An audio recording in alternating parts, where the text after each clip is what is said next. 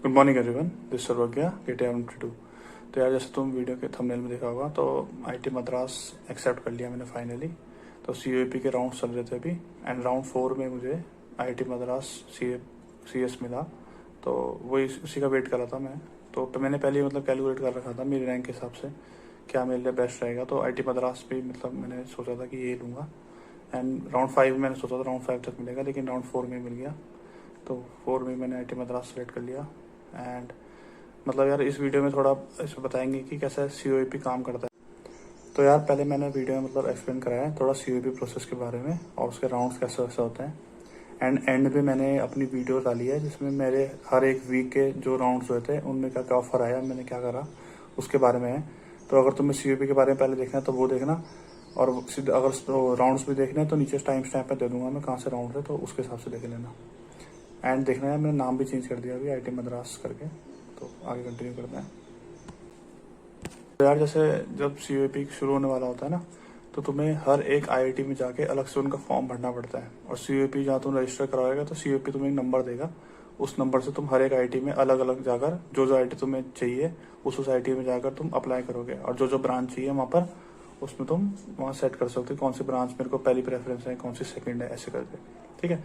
अब जब COAP शुरू होता है ना, तो COAP के राउंड्स होते हैं। जैसे COAP के मेन राउंड्स होते हैं ना, जो वो 5 राउंड होते हैं, 5 मेन राउंड होते हैं, और उसके बाद 3-4 कुछ एडिशनल स्पॉट राउंड्स होते हैं। ठीक है। तो क्या होता है कि मेन राउंड जो होते हैं ना, वहाँ से तुम्हें ऑफर आने शुरू होंगे।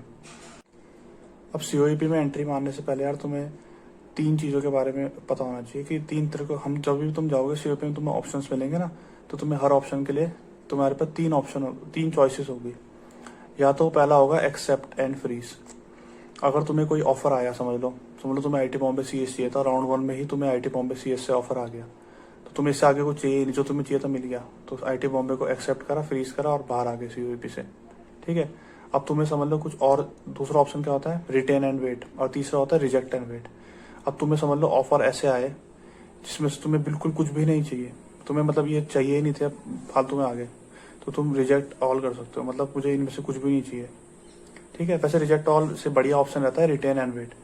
रिटेन एंड वेट से तुम्हें गारंटी रहती है कि अगले राउंड में तुम्हें एक नई चीज़ तो मिलेगी। रिटेन एंड वेट मतलब मेरे को जैसे तुम्हें 3 ऑफर आ गए हैं अभी फिलहाल के लिए, IIT X, IIT Y और IIT Z से। ठीक है। लेकिन तुम्हें इन तीनों में से अभी फिलहाल IIT तुम्हें जो Z है वो तुम्हें लग रहा है कि ठीक ठाक है, लेकिन मुझे अगले राउंड में और अच्छे ऑफर मिल सकते हैं। तो IIT Z को तुम रिटेन कर सकते हो। रिटेन मतलब मैं इस राउंड के लिए मैं IIT Z को सेलेक्ट कर रहा हूँ।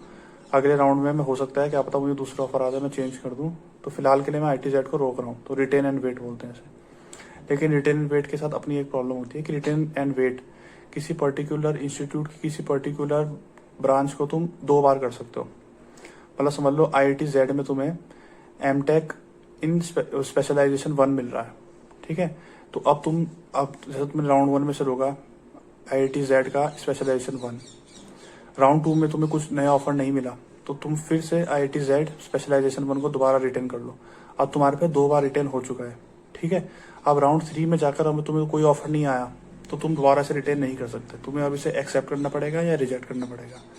लेकिन अगर तुम्हारे पे राउंड 3 में जाकर नया ऑफर आएगा तो वो कैसे नया ऑफर होगा, या तो IIT चेंज हो जाए या फिर स्पेशलाइजेशन चेंज हो जाए, तो ऑफर चेंज माना जाता है। मतलब IIT Z से स्पेशलाइजेशन 1 की जगह स्पेशलाइजेशन 2 मिल गई, और तुम उसमें चले गए तो स्पेशलाइजेशन चेंज होगी, तो ऑफर चेंज हो गया।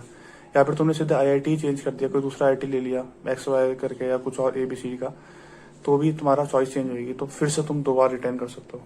तो ऐसा रहता है। अगर तुम्हारे पे 2 बार ऑलरेडी रिटर्न हो गया, नया ऑफर नहीं आया, तो या तो इसे एक्सेप्ट करके चलो या फिर रिजेक्ट करके आगे राउंड में जाना है तुम्हें, तो ये कर सकते हो।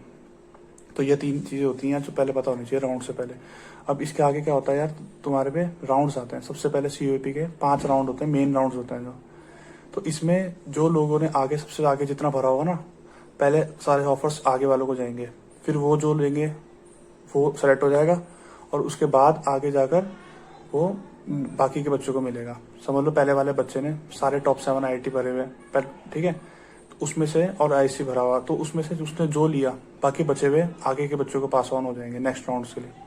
तो ऐसा सिस्टम चलता है, धीरे धीरे करके आगे वाले बच्चों को मिलते रहेंगे। तो जिसकी जितनी आगे रैंक है ना, उसको उतने जल्दी राउंड से मिलेगा, और जिसकी जितनी पीछे रैंक है उसको पीछे पीछे होते राउंड पीछे होते रहेंगे उसके लिए, लेकिन मिलेगा उसे आगे जाकर थोड़ा सा।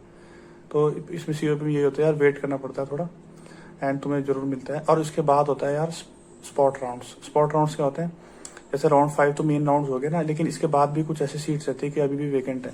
जैसे किसी IIT में 50 सीट है, लेकिन COP चलते चलते पूरा एंड तक नहीं पहुंच पाया, या कुछ ऐसी गड़बड़ हुई कि बच्चे ने कहीं छोड़कर कुछ और ले लिया, ठीक है, तो क्या होगा कि तुम्हारे पे कुछ सीट छूट जाएंगी। जैसे 50 में से 45 या 46 सीट हो चुकी है, ठीक है, तो 4 सीट बची हुई हैं। या फिर ऐसा भी होता है किसी बच्चे ने IIT ले लिया और आने वाले टाइम में उसे कोई PSU आया, वो PSU उसने IIT छोड़ के PSU चले गया, तो उसकी सीट खाली होगी, तो उसकी सीट भी बढ़नी है।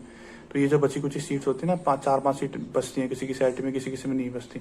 तो जो जहाँ सीट बच जाएगी वो स्पॉट राउंड्स के लिए जाएगा। तो स्पॉट राउंड के लिए फिर तुम्हारी पे किस्मत अपना ये करनी पड़ेगी। और वहाँ पर स्पॉट राउंड में गारंटी नहीं होती कि तुम्हें सीट मिलेगी कि नहीं मिलेगी, वो डिपेंड करता है कि कितनी सीट खाली है। और वहाँ पर भी सेम चलेगा, वहाँ पर भी ऐसा चलता है, एक राउंड चलता है 1 हफ्ता, एक राउंड, दूसरा राउंड, फिर तुम्हें वेट करना पड़ेगा। तुम्हारी किस्मत हुई तो तुम्हें मिल जाएगा स्पॉट राउंड में, नहीं हुई तो नहीं मिलेगा। मतलब स्पॉट राउंड में किस्मत काफ़ी सही भी चलती है कभी कभी। जैसे कोई IIT अगर 100-150 में बंद हो जा रहा, तो स्पॉट राउंड में अगर समझ लो तुम्हारे से ऊपर कोई है ही नहीं और तुम 300 रैंक वाले पहले नंबर के बच्चे हो, तो तुम्हें 300 में भी मिल जाएगा। जो बच्चों को 100-150 में मिला, वो तुम्हें 300 में भी स्पॉट राउंड में मिल सकता है। लेकिन ये सब मतलब किस्मत पे खेल होता है यहाँ पर ना।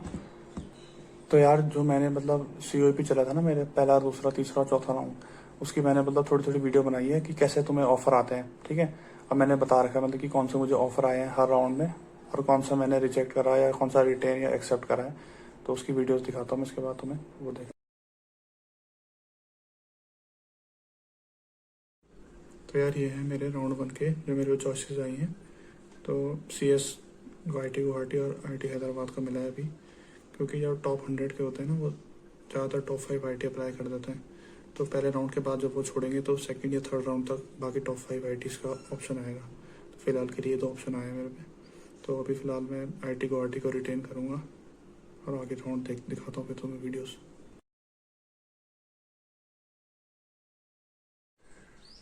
तो यार ये मेरे राउंड 2 के ऑफर्स हैं। तो IIT गुवाहाटी मेरा पुराना वाला रिटेन करा हुआ है, 2 नए ऑफर आए हैं, IIT कानपुर और खड़गपुर।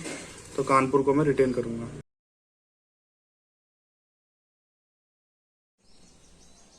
तो यार ये राउंड 3 के ऑफर्स हैं मेरे, IIT कानपुर पुराना वाला और रुड़की नया है, तो कानपुर को रिटेन करूँगा अभी। और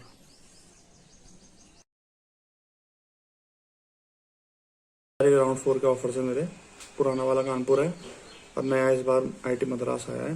तो मद्रास ही चाहिए था मुझे, अब इसको मैं एक्सेप्ट कर लूँगा। एंड यही थे यार सारे राउंड्स, और होप करता हूँ अच्छा लगे तुम्हें वीडियो। तो लाइक कर देना, शेयर कर देना वीडियो को, एंड बनाता हूँ वीडियो। Thank you.